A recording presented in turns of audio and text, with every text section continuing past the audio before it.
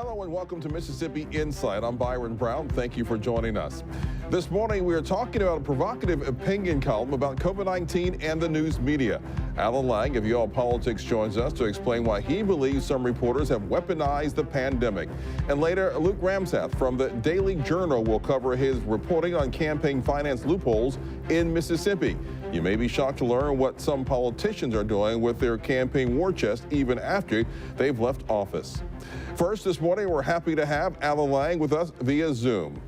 Alan is the founder and publisher of Y'all Politics. He started the political news site up in 2004. Alan, welcome to Mississippi Insight. Hey, always great to be with you, Byron.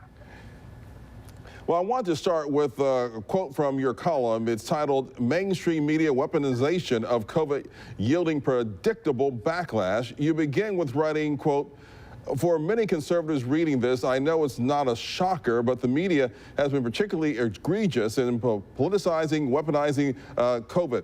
Mississippi's media establishment is no exception. Their orders are piles of cash are coming from on high from billionaires, elites, mega corporations, huge foundations, and media conglomerates, and the underlings are now carrying out their orders out with robotic efficiency.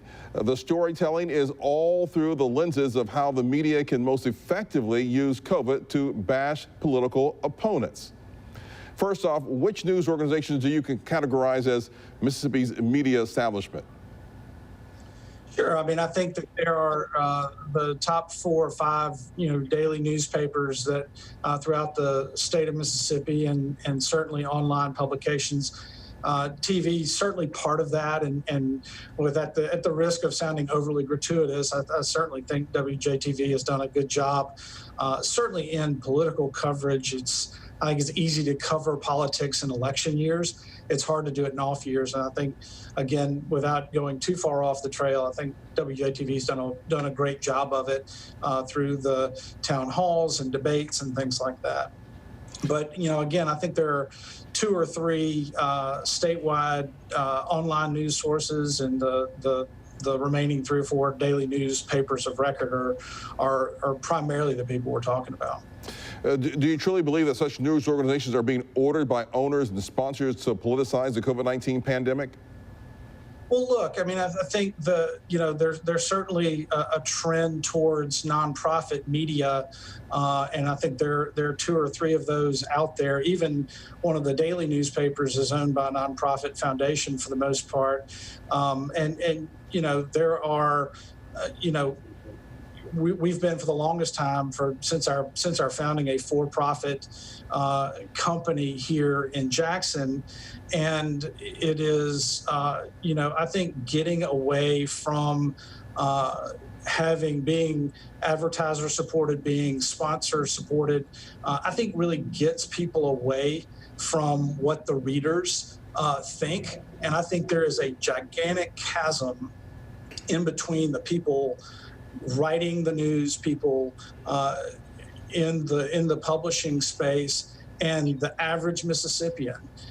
Talking about Mississippi media criticism of Governor Reeves and his handling of the pandemic, you write this, quote, "To his credit, Reeves has literally conducted dozens of hours of plus long publicly broadcast press conferences where he and the top officials took questions from all comers and tried to explain policies and the reasoning behind them. For that, what did Reeves get? He was blamed by the media for being in Europe on a pre-planned trip when the pandemic began, literally a few weeks after his inauguration. The media has breathlessly criticized the vaccine rollout. They tried to bully him over being late on declaring mask mandates. In short, he could do no right."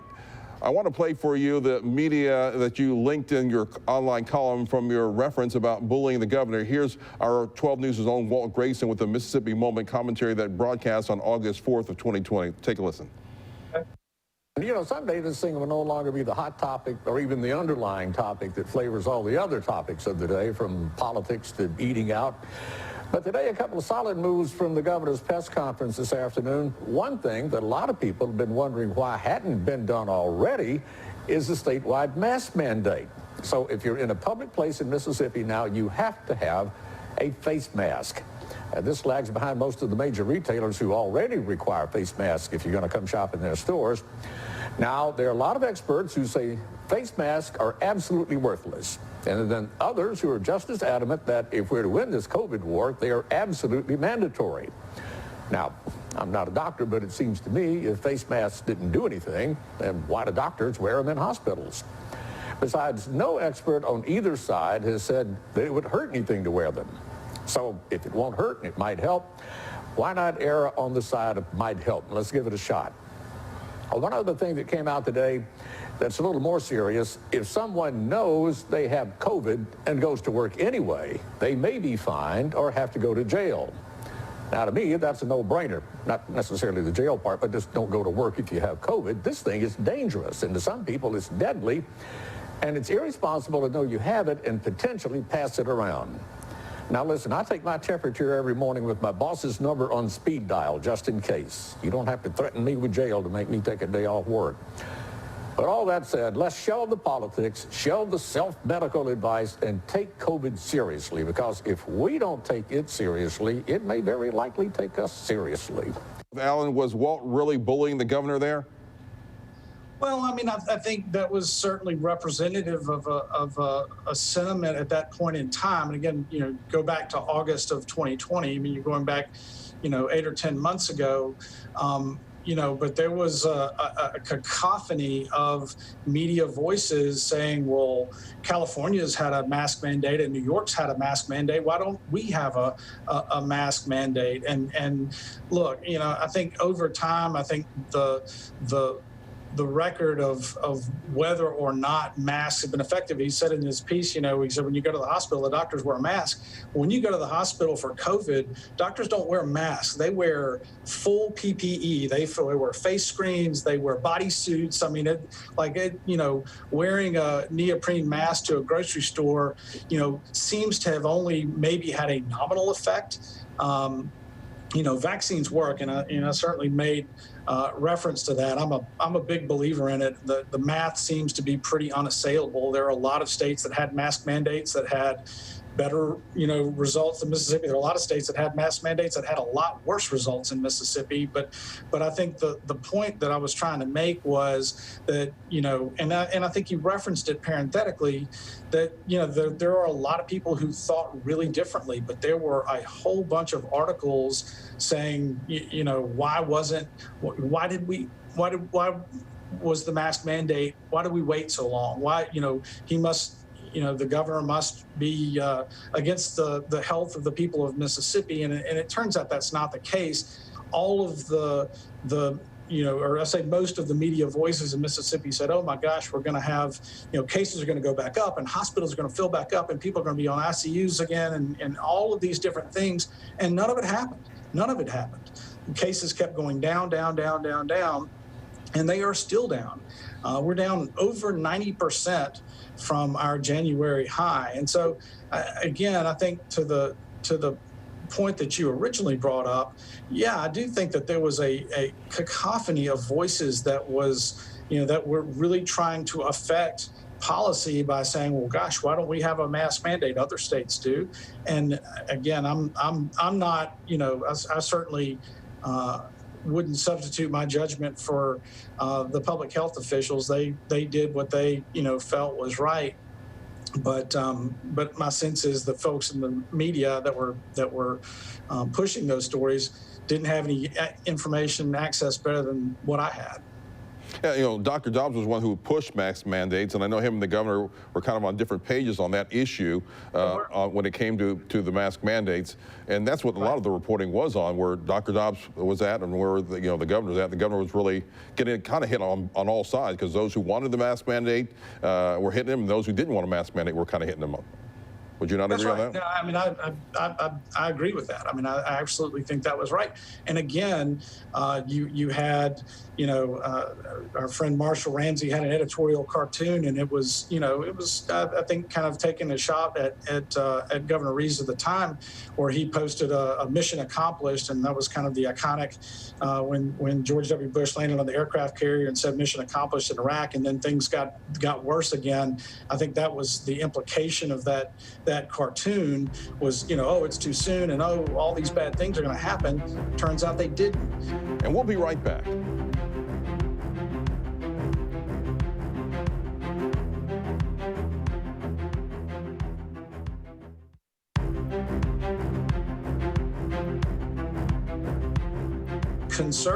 Conservative Mississippians are shunting the opportunity to get vaccinated. And I think it's in a real large part because the media weaponized COVID during the presidential campaign. I think, they, and I say kind of the larger they, the mainstream media, I think got the result that they wanted. And of course, President Biden is now our president, and all of the impacts that have happened since then, it's like, okay, well, now everything's supposed to automatically be better.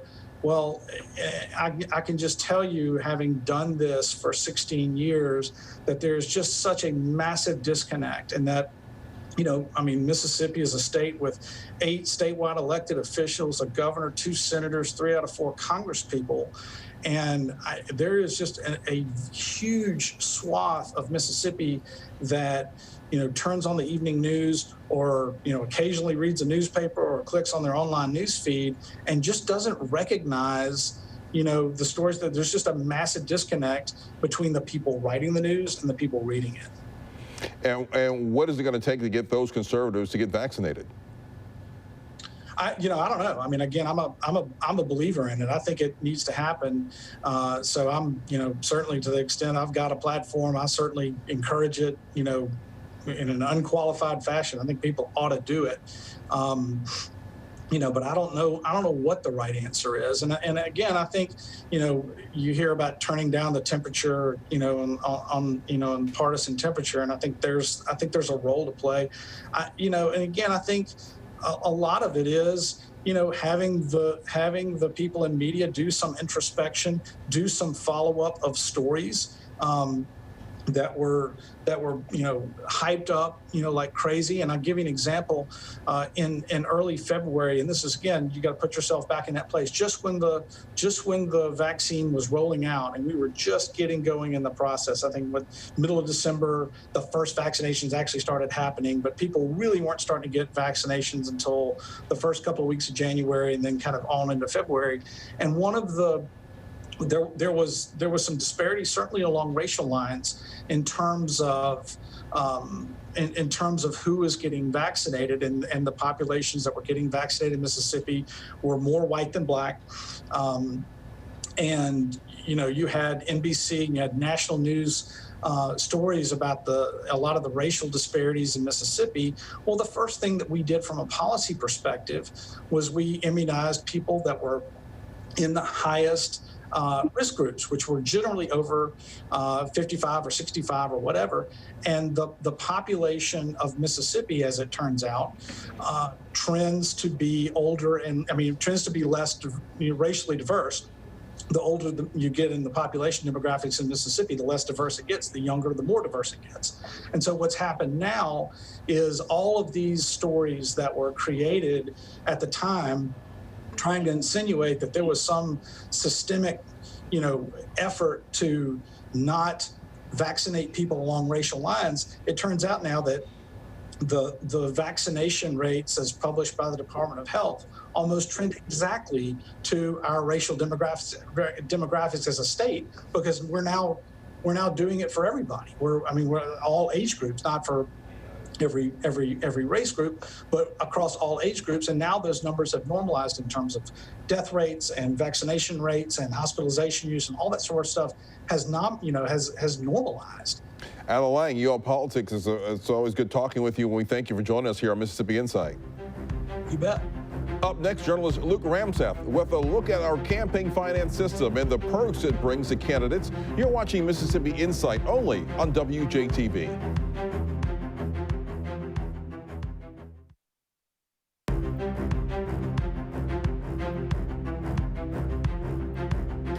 Welcome back to Mississippi Insight. We're going to talk about campaign finance in our state. Remember, there's not a politician in this state who can hope to win high office without substantial financial support.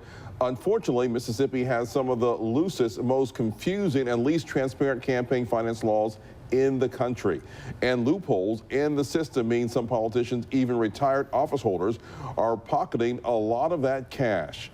Such are the findings of our next guest. Luke Ramseth is a Capitol correspondent for the Daily Journal. He's based here in Jackson, and his recent report on campaign finance loopholes really raised some eyebrows here at 12 News. Luke, welcome to Mississippi Insight. Thanks for having me. Let's talk about you. You began your May 2nd report with a look at Dick Hall, the former transportation commissioner. Hall left office at the top of last year, but you found that he's still reaping the benefits of his campaign funding. Talk about what you found in your investigation there. That's right. Yeah, he still had quite a bit of money after he retired from public office as transportation commissioner, about more than $100,000, and found that he was able to basically close his campaign account without saying what he would do with that money, and eventually he says gave some of it to charity, but kept a lot of that money for himself. Explain how he was able to spend that money under the state's campaign laws. Well, he was able to do what he did by basically two loopholes. One is that he has quite a bit of older campaign money from before 2018, which is actually before campaign finance reforms took effect. And so that means he was able to do, he had more things he could do with that older money, including spending it on personal expenditures and that kind of thing.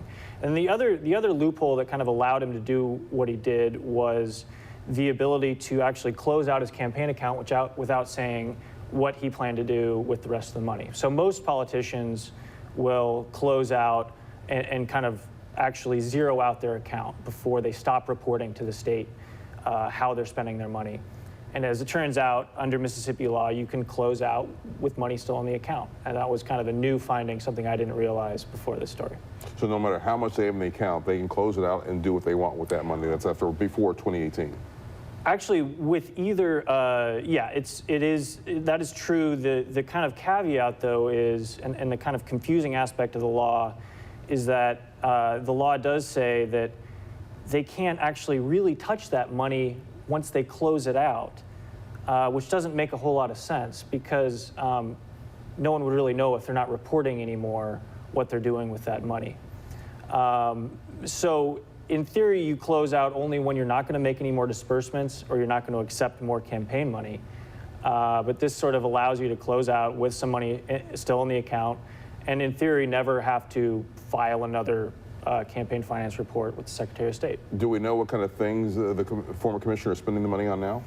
Well, he told me that that he moved about $10,000 into an account that he uses to give to charities and his church. And then he said he was still making up his mind about the other approximately $96,000 that he had left over, but that he had moved it out of his campaign account into his personal campaign or personal bank account. Do we know how many politicians or former politicians fall under this umbrella that they have money left over from prior to 2018? I don't have an exact number, but there's quite a few, and I've documented at least a couple dozen in the last 2 years or so that still have a really sizable amount of money, at least from pre-2018, that again doesn't have any of these restrictions that prevents them from spending it on themselves or personal expenditures or just writing themselves a check. And how much money have you seen and how much money do some of these politicians have saved up? Several $1 million in total, if you add it all up. The politician with the most is Governor Tate Reeves, who has a pre-2018 account with almost $2 million in it.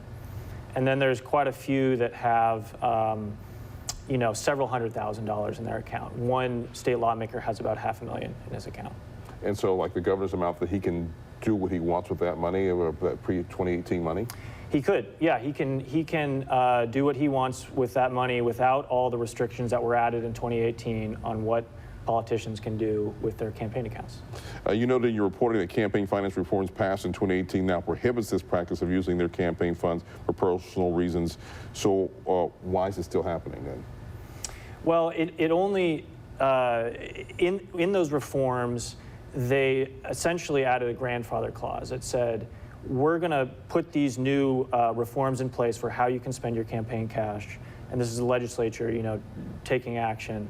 But they decided that it didn't make sense to put those restrictions on the money that previously they had been able to spend however they wanted to spend. So money raised after 2018, they have these new restrictions. Money before that, they can spend however they want as long as they report it separately. Luke, appreciate you joining us and explaining what's going on with the campaign finance. I guess we'll keep on keeping an eye on it. Thanks for having me on. Appreciate it. Appreciate your time. Thank you for joining us. And we'll be right back.